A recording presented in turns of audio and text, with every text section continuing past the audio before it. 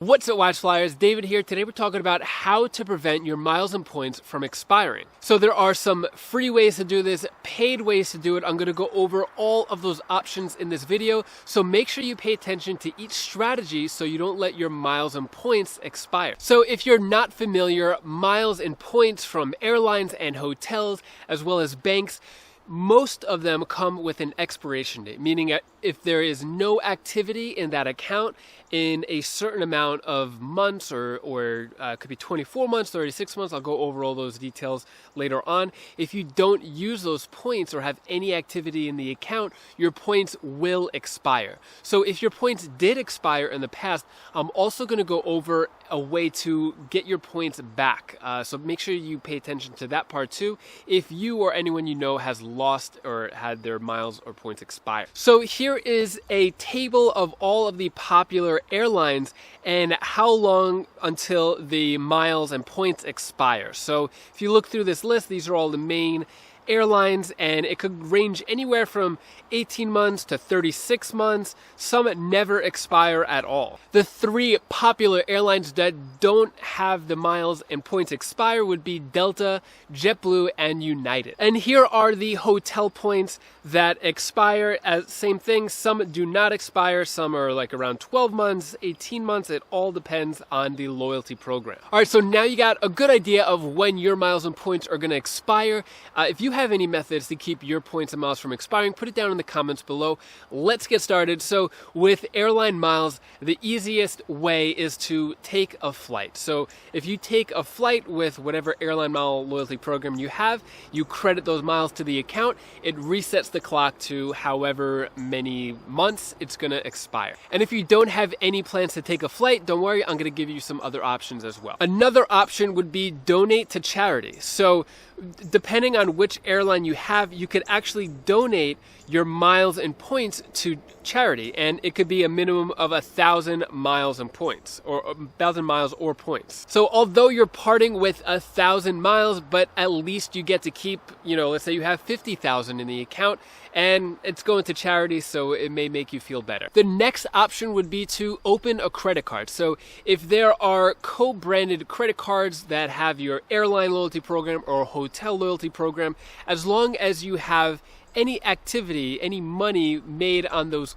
purchases made on those credit cards, then the miles or points go into your loyalty account and it resets the clock there. Now, it's really important to note that if you have a co-branded credit card, such as the City Advantage American Airlines card, which has a $99 annual fee, and you want to keep your American Airline miles from expiring, so you keep the card thinking it will prevent your miles from expiring, that's not true. There is another option there. You don't have to keep the card open and pay that annual fee just to keep your miles from expiring. Your miles and your credit card are completely separate entities. Once your miles are in your account, there's nothing that could happen with the credit card that'll take the miles away. They're completely separate entities. So the strategy here is, if you don't plan on using the credit card and you don't have any plans with the airline loyalty program, what you could do is downgrade that annual fee card to a no annual fee version. So for example, with American Airlines, the City Advantage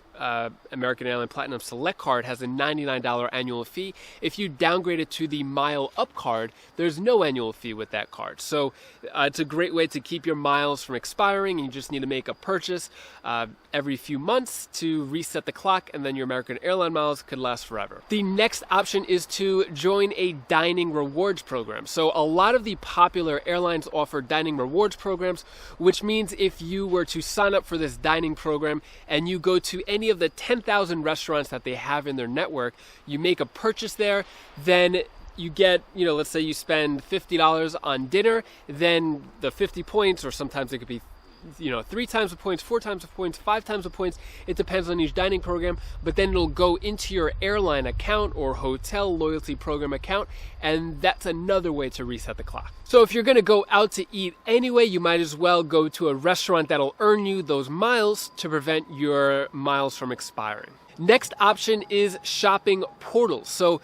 similar to the dining program, a lot of different airlines have their own shopping portal, which means if you were to go through their website and their shopping portal, you could pretty much buy any product you want the cheapest thing. You could buy a tube of toothpaste, for a couple of dollars, and that right there will reset the clock.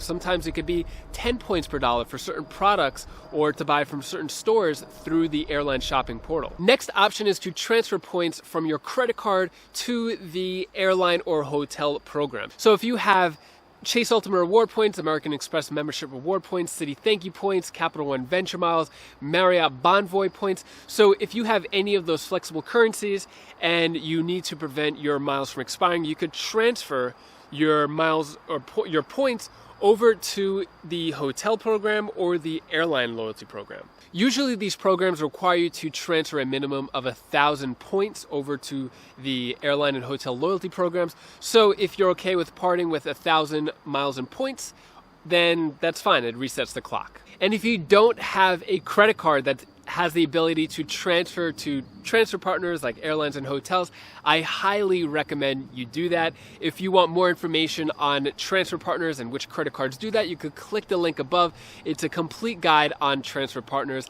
If you are into credit cards and travel points at all, you definitely need one of those cards that offer flexible currencies. And the next option is to purchase a magazine subscription. So through the website magsformiles.com, you can make a miles purchase for a subscription as cheap as 300 or 400 miles for a 12-month subscription. Even if you don't want to read the magazine, send it to a friend, a family member, but whatever you do, you just spend a small amount of miles just to prevent your miles from expiring. And if your miles or points expired in the past, then there is a way to still get those miles or points reinstated. So it depends on the loyalty program.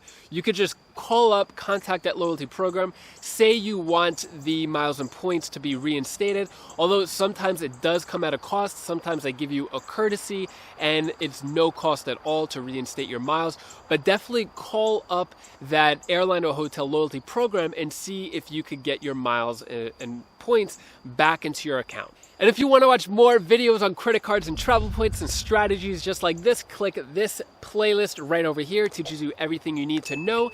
Or you can click this link down here, and I'll see you in the next video.